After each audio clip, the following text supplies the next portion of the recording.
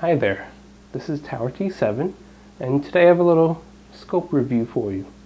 We have here the Bushnell Elite Tactical 3.5-21 power by 50 millimeters. It has the 34 millimeter tube and the G2 DMR reticle. Before I actually get into showing you some of the features of the scope, I just want to show you the general setup that I have it on. I have the scope mounted to a Remington Model 700 tactical rifle that's chambered in .308.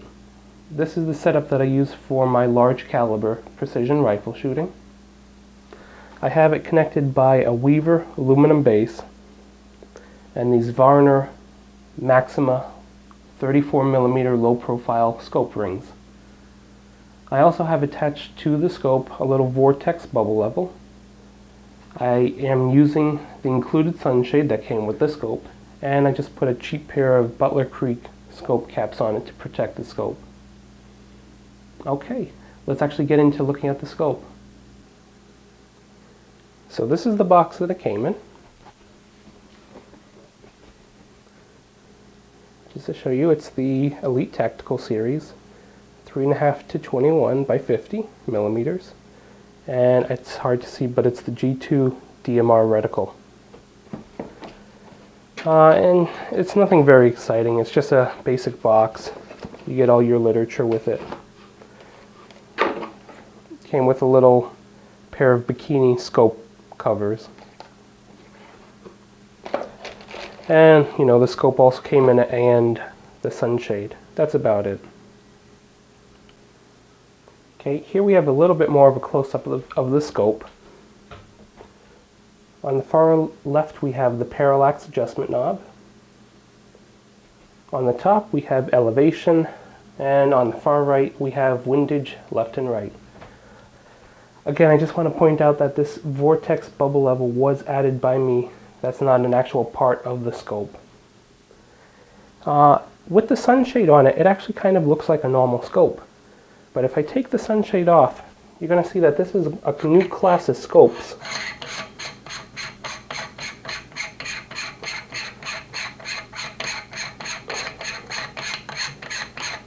Takes a while. It's a new class of scopes that's actually very compact for its size. So it actually does look pretty weird compared to a lot of the other scopes. But hey, you put the sunshade on and it looks the same. Another thing to point out is this being a tactical scope, it has what they call these blacked out letterings, or whatever they call it. Over here there are actual letters, they're blacked out. If we pan over a bit, the writing on the scope, it's a whitish green, so it's not terribly bright, but it's there. Other things like the Bushnell logo, they're all black. And over here on the magnification, again, your numbers are in a whitish green tint. So it's noticeable, but for the majority of the scope, it's a black scope. At the very back of the scope, it's covered up by this lens cover, but it's your rotatable eye adjustment. Think of it as a dioptic corrector. Okay, so some of the functionality of the scope. Back here, this is the scope ring. It's a pretty tight turn, but it moves very freely. It goes all the way from 21 to 3.5, and it's a pretty big turn. Over here, this is parallax. It's very nice and fluid, but it's very stiff. That doesn't move at all, unless if you try and push it. It goes from minimum of 50 yards all the way up to infinity. Now these elevation and windage knobs, when they're in the down position, they are locked. That does not move. So if you want to make adjustments, you have to pull up the knob, and then you actually see where you are in rotations, and then you're able to make your rotations.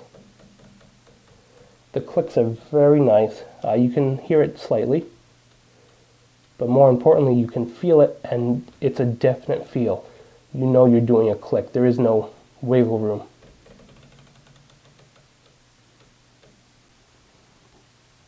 The other nice thing about these turrets is that they're in 0.1 milliradian divisions, which is nice because it's a mil reticle and it's a mil turret, so you have mils. Now, right now I'm at about 3.1 mils.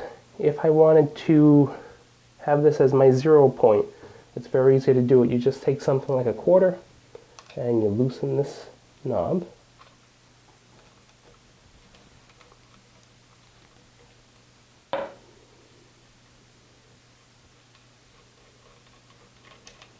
Okay, and then you just lift up and bring it to 0.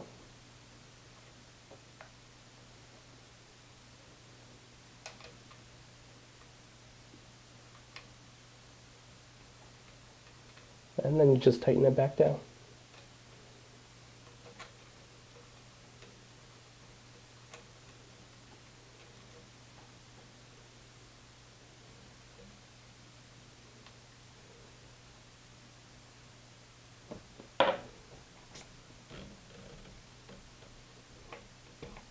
There we go. The magnification ring has markings of 3.5, 5 power, 8 power, 12, 15, 18, and 21. Okay, so now I have the camcorder mounted behind the scope, looking through it, and we're looking at a piece of white paper right now. This is going to let us easily see the reticle. Now this scope is an FFP reticle, so as we change magnification, the reticle is also going to change, which is very nice. We're starting off, we have parallax set at infinity, and we're at the minimum magnification of 3.5 right now. And I'm just going to go through the whole magnification range and let you see what happens to the sight picture. As I start to increase it to about 4.5 times, you notice that the image actually gets bigger. Okay, now we're at about 5 times. And before we just had pretty much a crosshair, and now we're starting to zoom in on that crosshair. We're going to see more and more detail. Okay, so now I'm going to go up to the 8 times setting. Right about there. Again, more and more detail. I can start to see the wind tree and the finer divisions. Going to keep going up to the next setting of 12 times. Okay. A lot of people seem to like 12 times, and I can see why. It lets in a lot of light. You get a fair amount of field of view, and the reticle has a very nice pattern to it. You get to see the divisions, so I like it too. We're going to keep going up to 15 times. Okay, reticle is still very sharp. Still have that very nice pattern to it. Going to keep going up to 18 times. Now, if you're in low light, 18 times is about as far as you can get before you start to lose a little bit of light coming out of the scope. But we're going to go up to 21 just to show you. So now we're at the maximum of 21 times.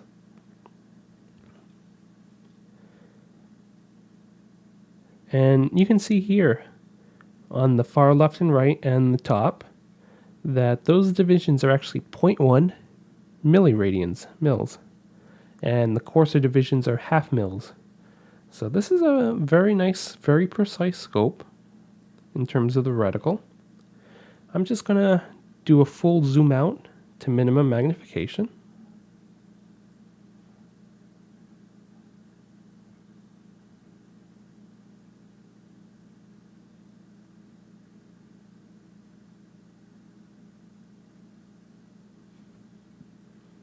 Okay, now we're back at 3.5 times. And hopefully you notice that the camcorder didn't move at all. So that shows you that if you put your eye in the right spot throughout the whole magnification range, you'll get a very nice sight picture. You never get darkening on the corners. And the reticle is always focused, very sharp. And you don't have to move your eye back or forward at different magnification ranges. So It's a very nice scope for the price.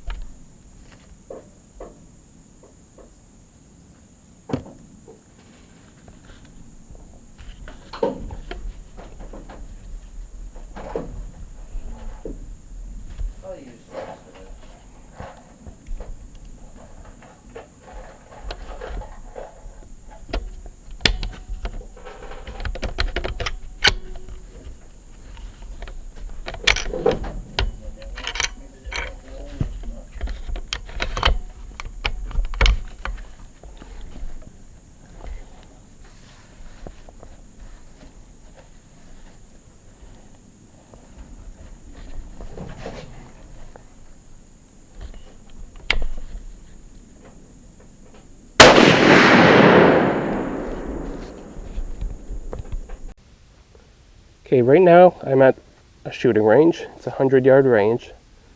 And I just want to show you what it looks like through the scope with some actual objects instead of a white background.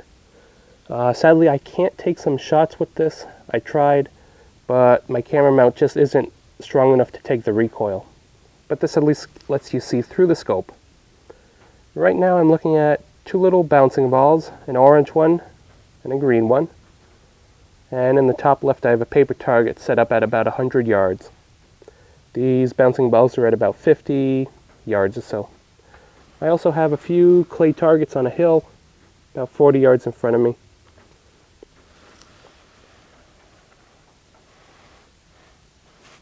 So what I'm going to do right now is just start to zoom in.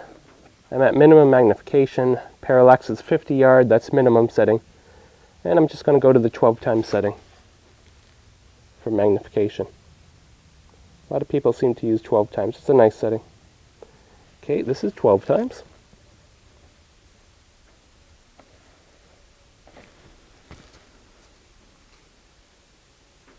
Boy, I'd love to take some shots right now.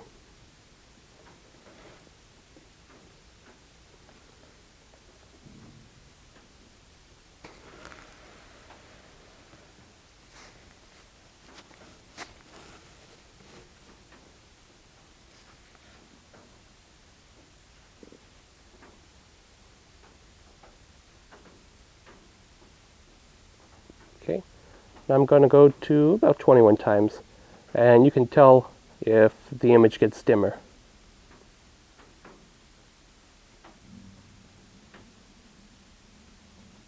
Okay, now we're at 21 times. That's not the camcorder focusing, that's me adjusting the parallax knob.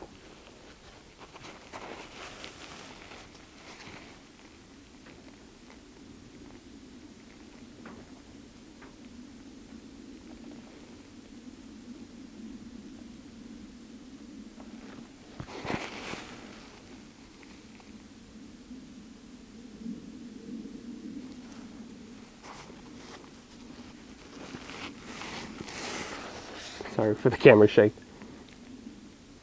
And looking back at the hill out there.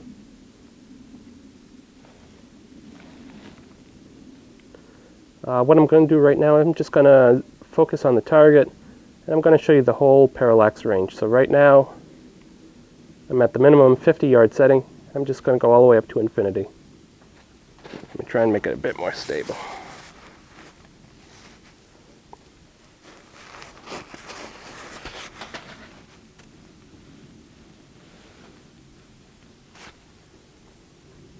Okay.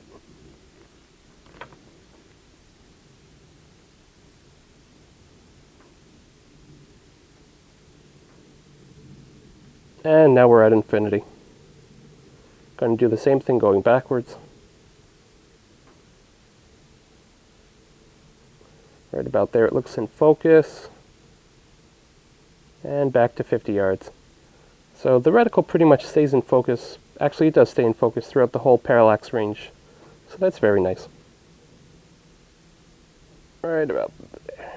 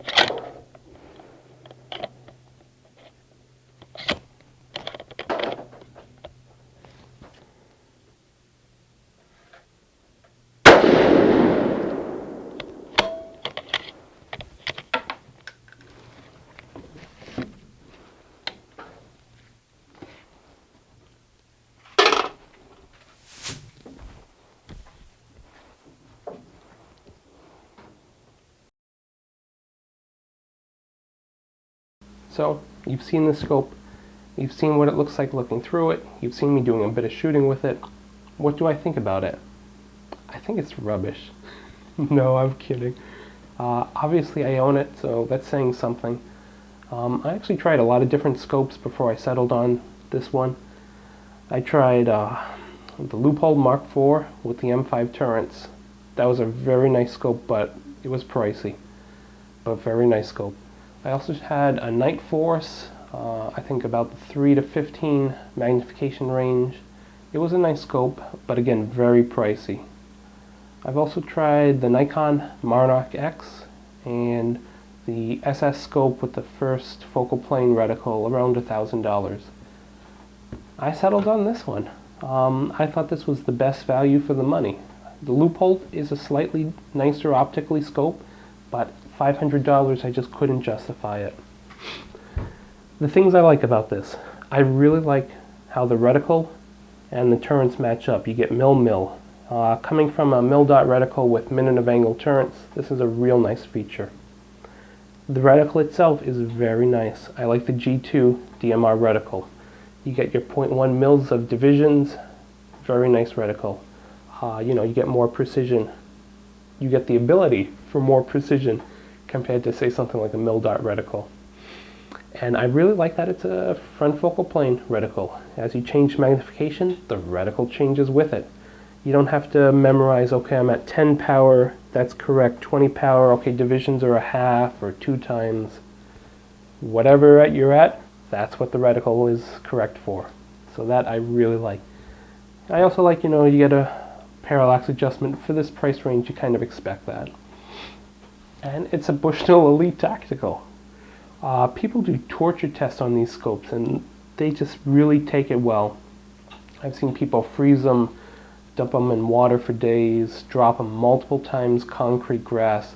They withstand it, I think, respectably. So I don't have to worry about pampering my scope. I know it's going to take whatever abuse I give it. I also have confidence that on even a medium caliber 308, the reticle is not going to break. That's really nice. To be honest, some of the things I don't like about it, when you get into the higher magnifications, around 21 times, you do lose a little light coming out of the scope. Also, eye placement is critical at high magnifications. If you're off just the tiniest bit, you're going to get darkening or color fringing. That's probably the other downside about this scope, and it's pretty well documented. A lot of people have had this problem. You just get color fringing with it. If you have a very contrasty target, say white on a dark background, if your eye is not perfectly in line, you're going to get some purple fringing, green fringing. And I've seen this on even Leupolds and Night Forces, but it's more noticeable on the Bushnell. But it wasn't a deal breaker for me, so I can put up with it. That's about it. It was basically the price. I checked Amazon just today. They're running an awesome deal. I paid $1,300 for it. Today it's going for $1,185. That's a lot of scope you're getting for the price, and it's a real nice scope for what you're getting. Just to show you that the comparable Leupold, I think that's their Mark IV extended range, the M5 turns, 6.5 to 20 by 50 first focal plane with the TMR reticle. That's $1,700. So a solid $500 more. Yeah, it's a better scope, but can you afford it? Can you justify the price? For me, I just couldn't. This was enough scope for me, so I picked it. And I'm happy with it. It works good. So yeah, I like it. I hope this review was helpful. I hope you learned a few things. If you have any questions or comments, leave them. Have a nice day.